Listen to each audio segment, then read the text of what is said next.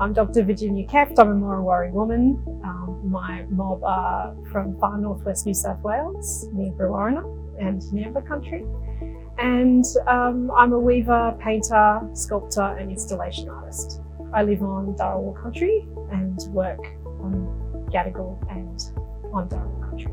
Weaving Sky Stories is a narrative about how the sky holds memory and can be a way for us to connect through country. Country isn't just the land that we walk on, it's also the stories and the sky and the waterways that are around us. And the work is really speaking to the sky as a living vessel that can hold that cultural memory and knowledge and stories. Weaving Sky Stories, it celebrates the ways in which we talk about our cultural knowledge as being something that is constantly evolving.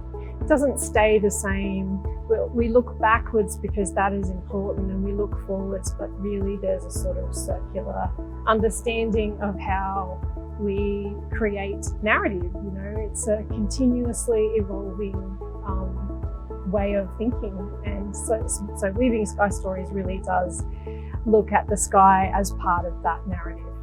I feel as though my work is bringing in this idea of ecological wisdom and how we can think about our shared responsibility to country and to cultural stories, but just on a really, on an individual level, but also the community. We can all have that responsibility to look after country.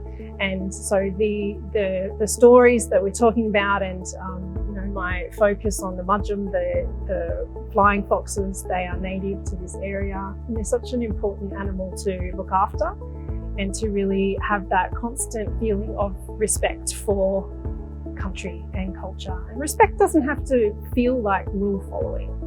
It can really be a way of honouring the way that we walk in this world and the way that we walk on country, and just making sure that we do it with care.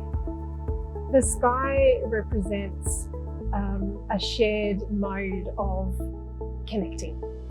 We can all look up, we can all see the sky and those various cycles of the sky. The sky doesn't ever really appear to be the same any particular day. So there's always differences, and there's always something beautiful to notice about the sky.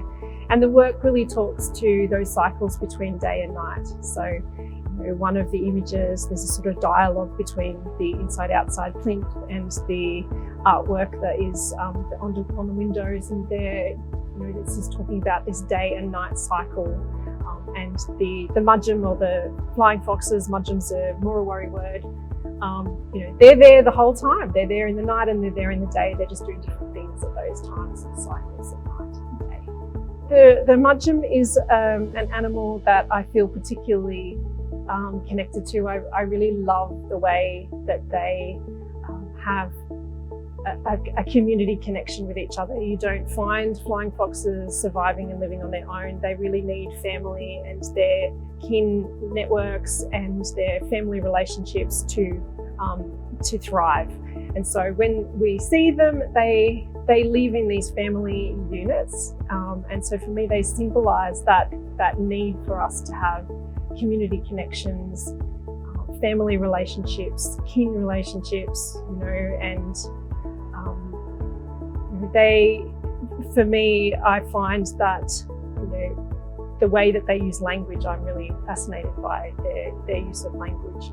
Flying foxes have different languages and they talk to each other, but they don't all know the same language, which I think is fascinating. I like the idea that my work will start conversations about the natural world around us, and and I feel that art in public spaces is really well needed.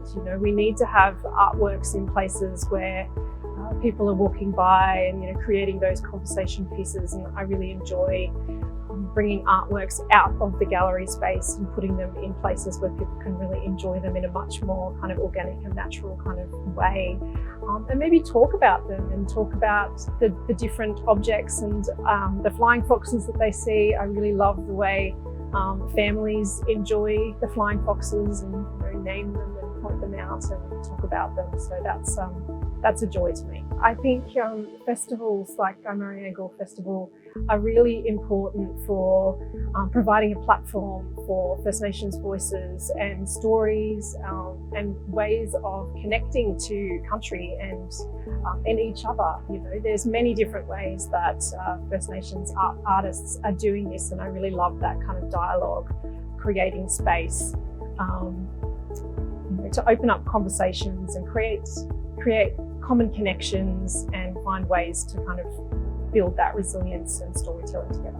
I would really love for audiences to consider what is beyond the ground, to look up and appreciate the sky and the sky stories, and make their own sky stories and think about the animals and the plant life that is all around us, but also up above. I would really love for audiences and younger generations to feel confident to tell their own stories and to talk about the elements that are important to them and what it means to be a First Nations person in this country and on country, and find ways to really talk their own story and their own